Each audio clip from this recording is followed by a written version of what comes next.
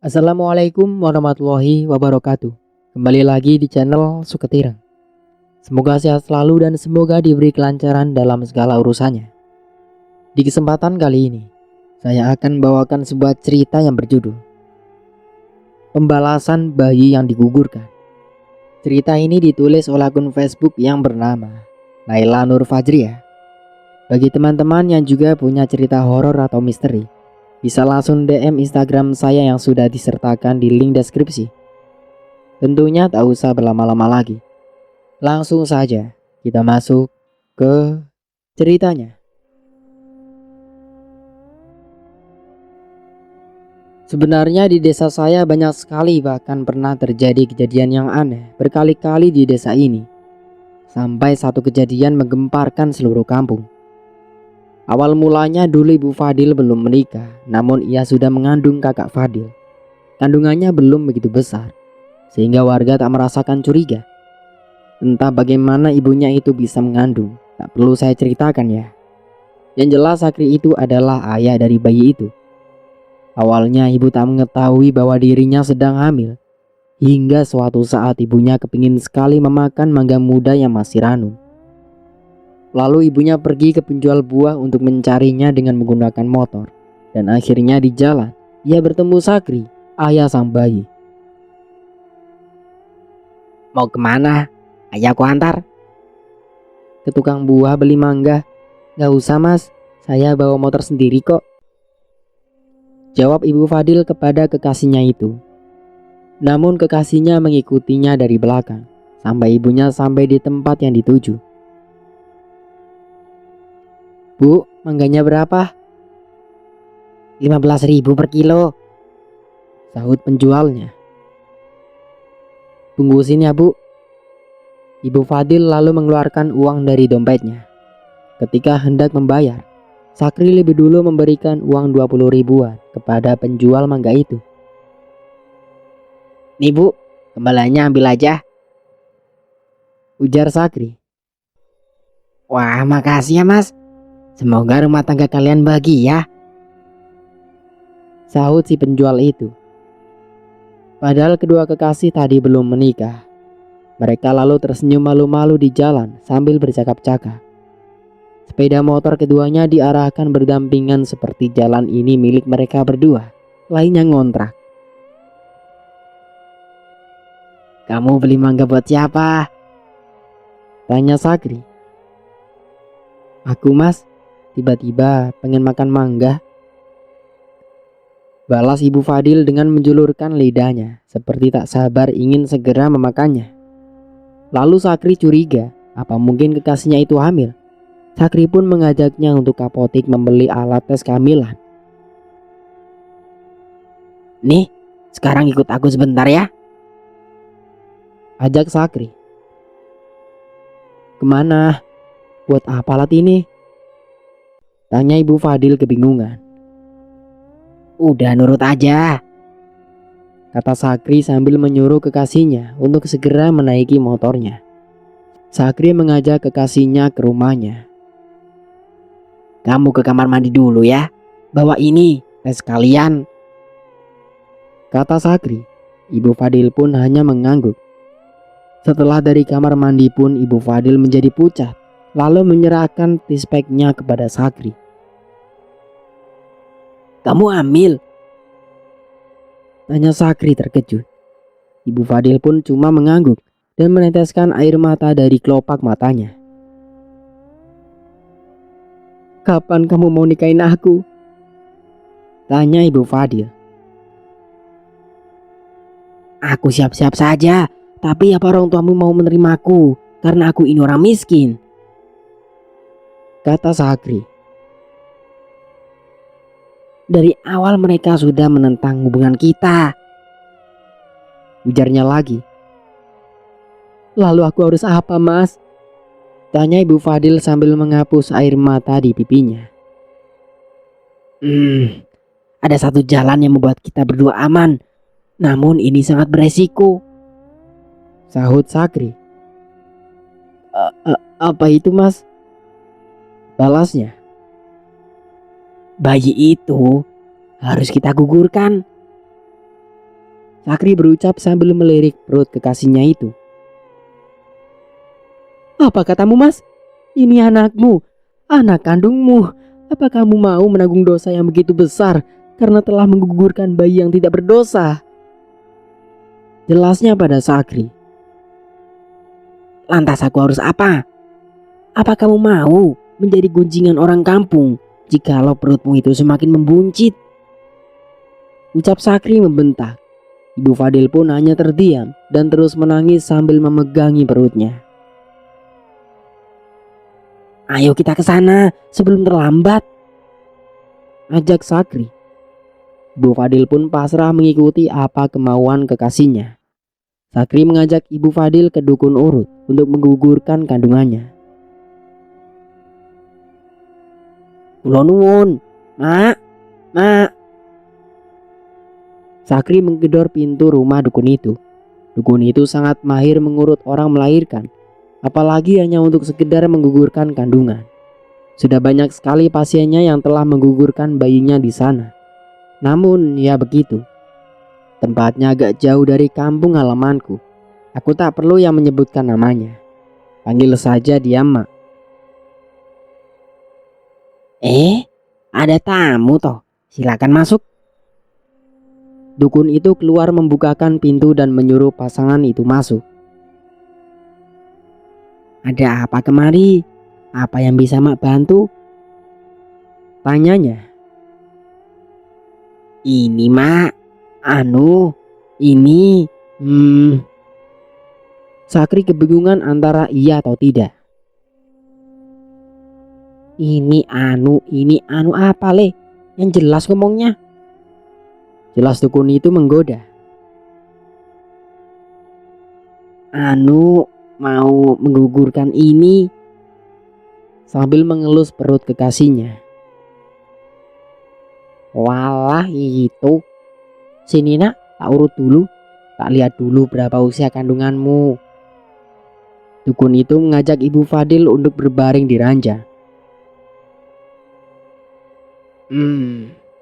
Sudah ada bulan ya. Lumayan besar. Mungkin cowok, kata dukun itu. Yakin mau digugurkan? Tanyanya lagi yang sekarang memperjelas, menambah keadaan Sakri semakin bingung.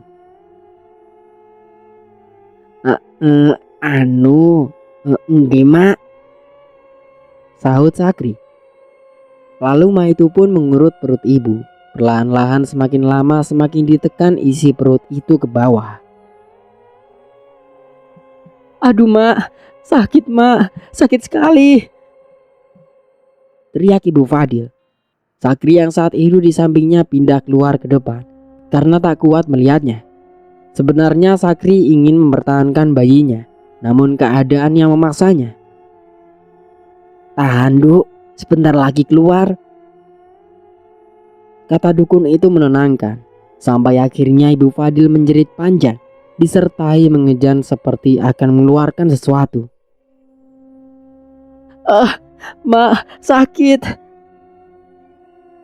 Dan songgok daging pun keluar dari dalam rahimnya. Itulah bayi yang tak berdosa yang telah dikeluarkannya secara paksa. Sakri kemudian masuk mengolok melihat songgok daging yang berada di kedua tangan Mak Urut dengan banyak darah di tangannya. Daging yang belum menjadi janin, mata yang belum tercipta, kaki, tangan. Sakri mengamatinya begitu detail dan tiba-tiba menitikkan air mata seperti air mata penyesalan. Namun semua itu sia-sia. Nasi sudah menjadi bubur.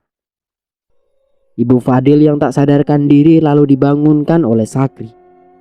Mak Urut membungkus songgok daging itu dengan kain putih, lalu memberikannya kepada kedua pasangan itu.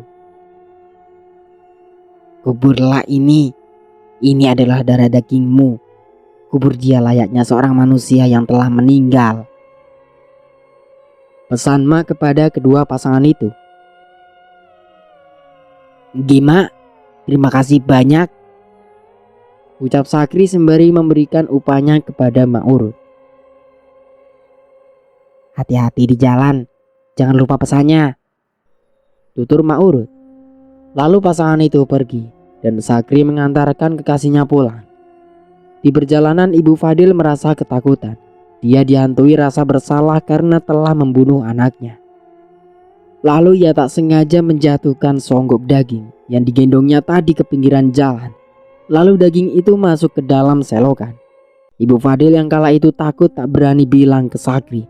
Ia takut akan dimarahi. Sesampainya di depan gang, Sakri menurunkannya. Tak berani menurunkan di depan rumah, takut kalau sampai orang tuanya tahu. Ingat, kubur dia baik-baik, Pesan Sakri pada kekasihnya. Ibu Fadil pun mengangguk, namun di hatinya sangat cemas. Lalu ia masuk ke dalam rumah membersihkan diri dan mengganti pakaiannya dengan yang bersih. Ibu Fadil pun berpikiran oleh mayat bayinya yang jatuh. Lalu kemudian ia mengeluarkan sepeda dan mencarinya di mana tempat ia menjatuhkan darah dagingnya tadi. Ia menyusuri sekitar tepian jalan sampai tangannya diobok-obok ke selokan. Namun naasnya songgok daging itu tak ditemukan. Ibu Fadil berjalan pulang sambil menuntun motornya dan menangis pelan. Mengapa tadi tak langsung kuambil saja?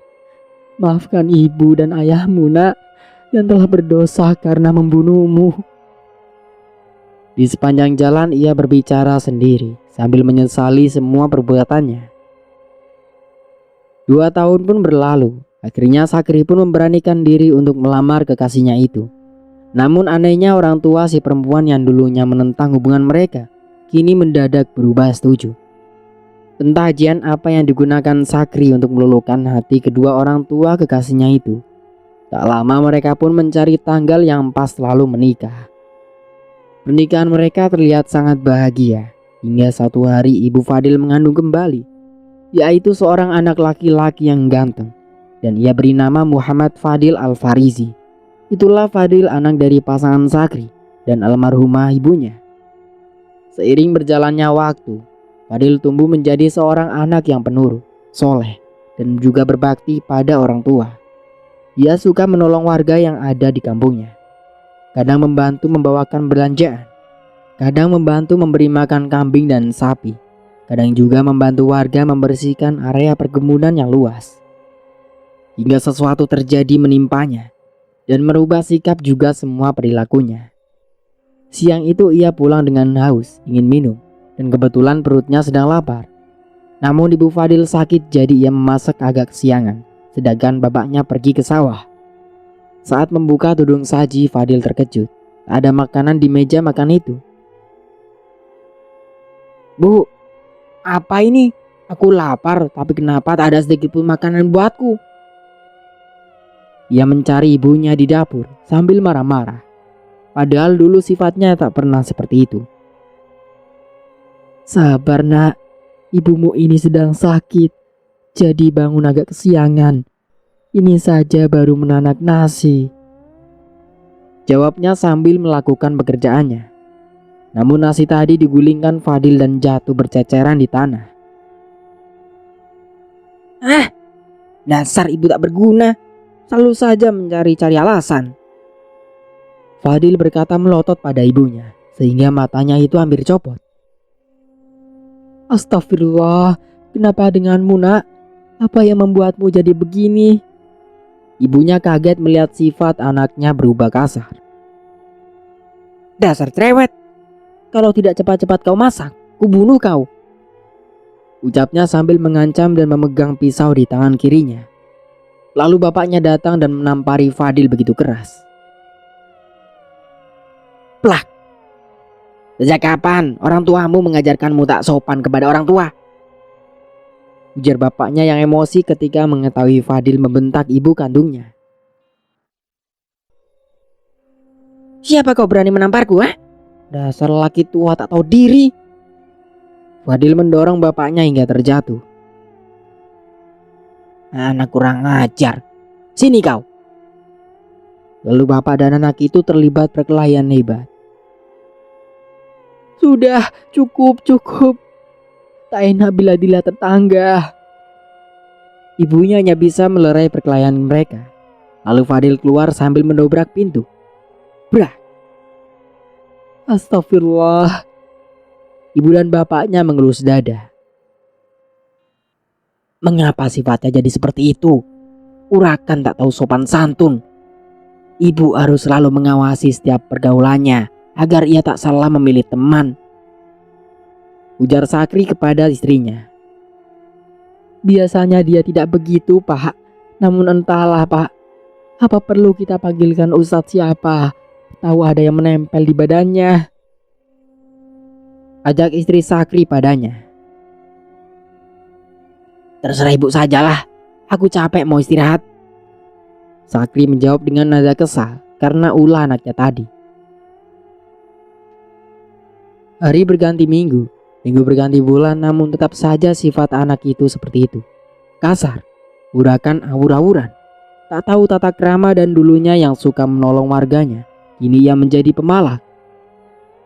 Setiap warga yang berjualan harus menyetorkan hasilnya padanya, lalu uangnya dibuat judi dan mabuk-mabukan. Ibunya pun tak kuat melihat kelakuannya setiap hari. Lalu ia memutuskan ke rumah Ustadz untuk mencari bantuan dan menyembuhkan Fadil, anaknya. Ibunya yang kala itu dibonceng Bapak Fadil berjalan menuju desa seberang.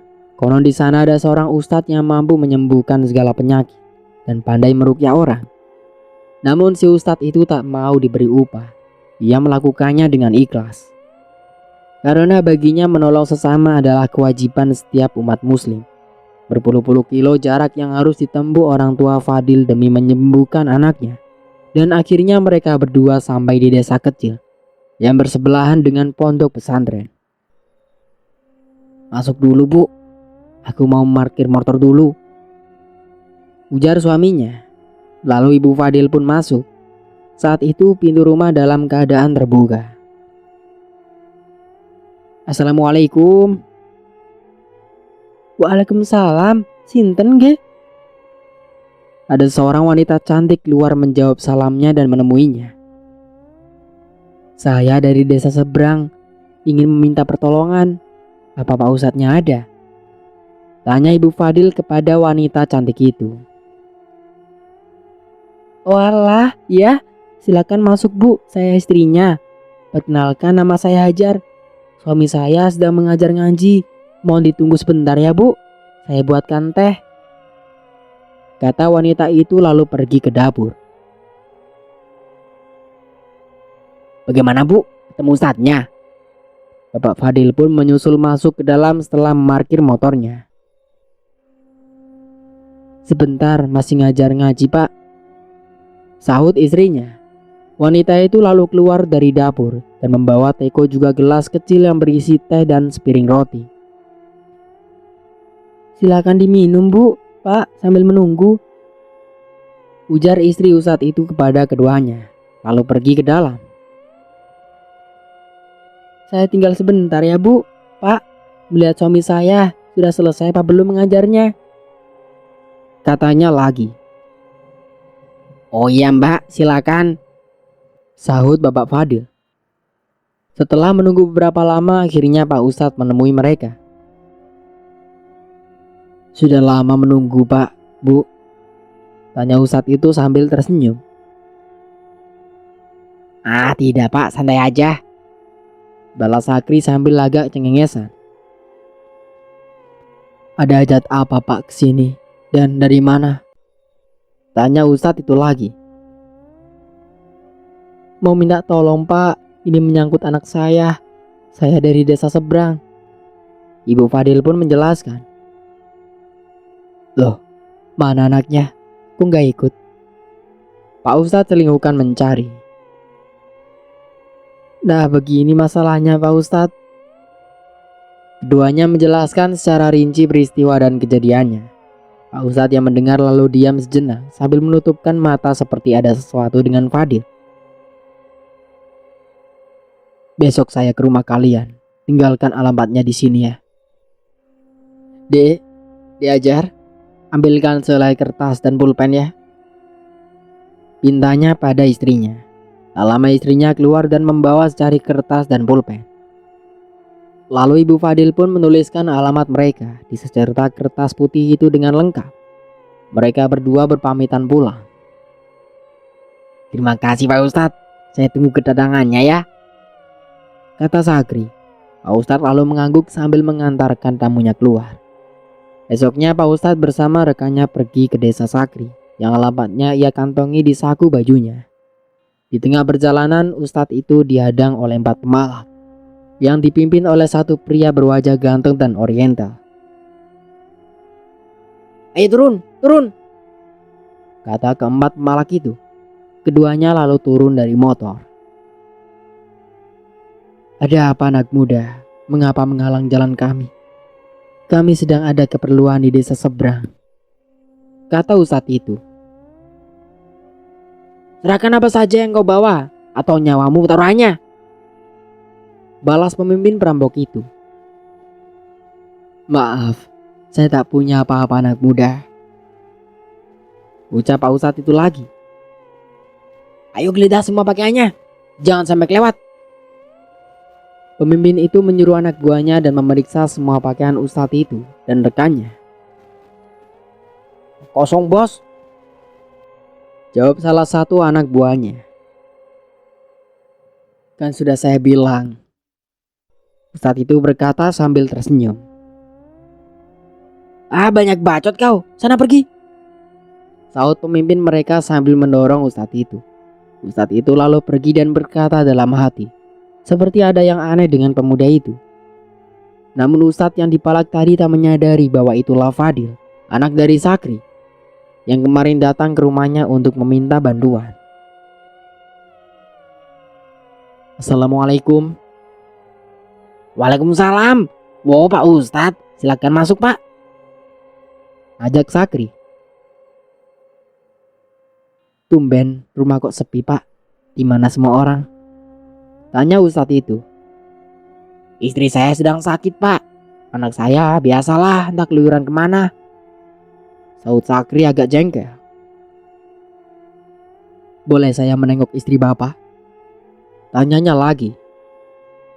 Oh dengan senang hati Pak, monggo saya antar, balas Sakri sambil berdiri menunjukkan kamarnya.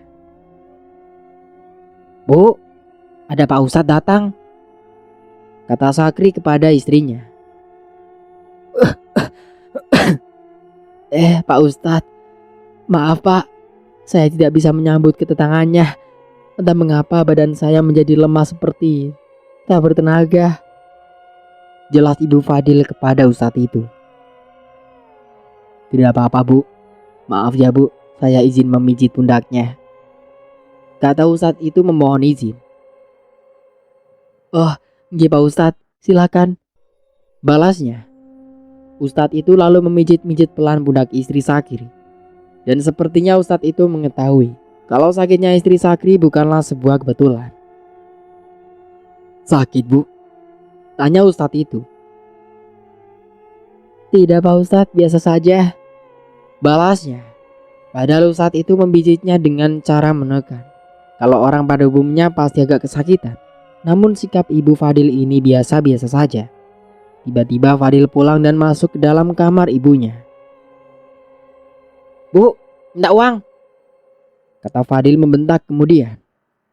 Loh, ini kan orang yang kupalak tadi, ngapain dia kesini? Apa dia cerita kepada orang tuaku? Gumamnya dalam hati. Tak punya mata, gak lihat ibunya lagi sakit.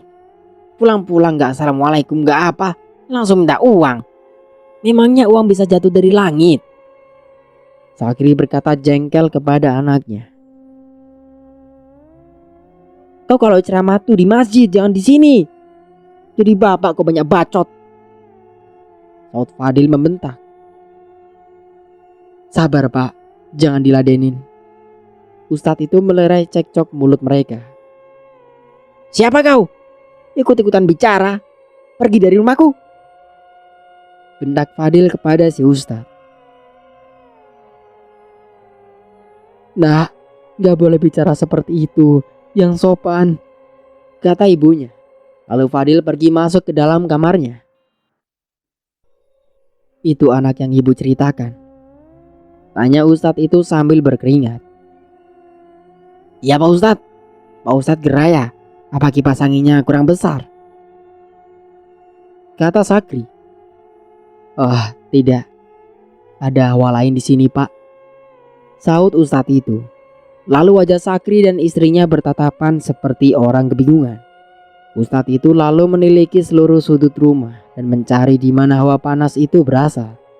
Namun saat melewati kamar Fadil, Ustadz itu terkejut karena kamarnya hanya ditutup oleh gorden dan tak ada pintunya, jadi Ustadz itu tak sengaja mengintip. Ia melihat Fadil memakan bunga dan kemenyan. Astagfirullah, nak, apa yang kamu lakukan? Buang ini. Ini bukan makanan manusia. Ustadz itu masuk dan secepatnya menampik barang itu dengan kedua tangannya.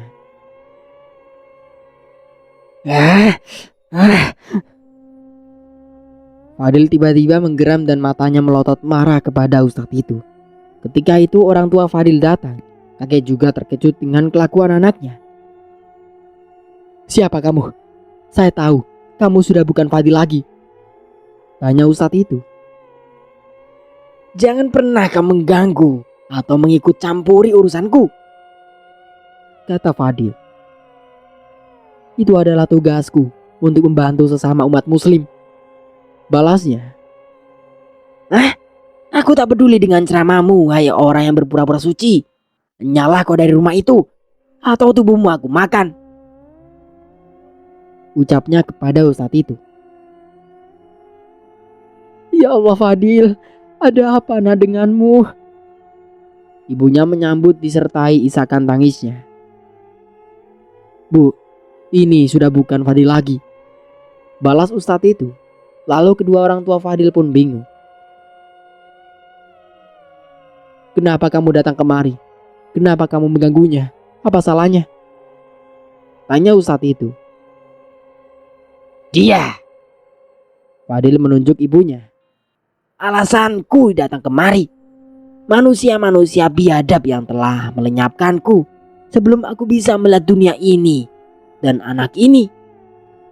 Dia dibiarkan hidup dipuji-puji semua orang akan kebaikannya. Aku iri, aku tak suka mengapa mereka berdua tega merenggut nyawaku. Fadil yang kala itu menjelaskan tiba-tiba menjadi menangis. Apa maksudmu sebenarnya? Jelas ustadz itu lagi. Aku ini juga anak mereka. Mereka telah membunuhku sebelum aku dilahirkan, ucapnya. Ustadz itu terkejut, begitupun kedua orang tuanya. Astagfirullahaladzim. Benar seperti itu, Bu? Tanya ustadz itu kepada Sakri dan istrinya. Benar Pak Ustadz, jawab Sakri terbata-bata. Aku digugurkan karena aku anak yang tidak sah. Walaupun begitu aku adalah darah dagingmu. Mengapa kau tega membunuhku? Mengapa? Mengapa kau tak membiarkanku hidup dalam rahimmu? Tanya arwah bayi itu kepada kedua orang tuanya. Ketika itu keduanya tak bisa menjawab, dan Pak Ustadz pun ikut menangis mendengar penjelasannya. Maafkan ibu, nak. Ini semua salah ibu. Ibunya menangis sambil memegang tangan Fadil. Maaf katamu. Setidaknya jikalau memang aku sudah mati, kau bisa menguburkanku dengan layak. Namun tidak kau membiarkanku jatuh ke selokan sampai bangkaiku membusuk dimakan belatung hingga tak ada badanku yang tersisa, katanya pada ibunya. Sakri lalu kaget mengapa arwah bayinya berkata seperti itu pada ibunya. Padahal ia yakin bahwa istrinya sudah menguburkannya secara layak. Apa maksudnya, Bu? Tanya Sakri. Maafkan aku, Pak. Aku tak sengaja menjatuhkannya di selokan. Namun aku sudah mencarinya. Tapi aku tak menemukannya, Pak, ucap istrinya sambil bersimpuh di kaki suaminya. Aku ingin hidup di badan anak ini sebagai manusia. Aku juga ingin merasakan kehidupan, saut arwah itu kepada semuanya. Tidak bisa, nak. Maafkanlah kedua orang tuamu. Dunia kita sudah berbeda. Kasihanilah adikmu yang tak tahu apa-apa, kata ustadz itu lalu mendekatinya.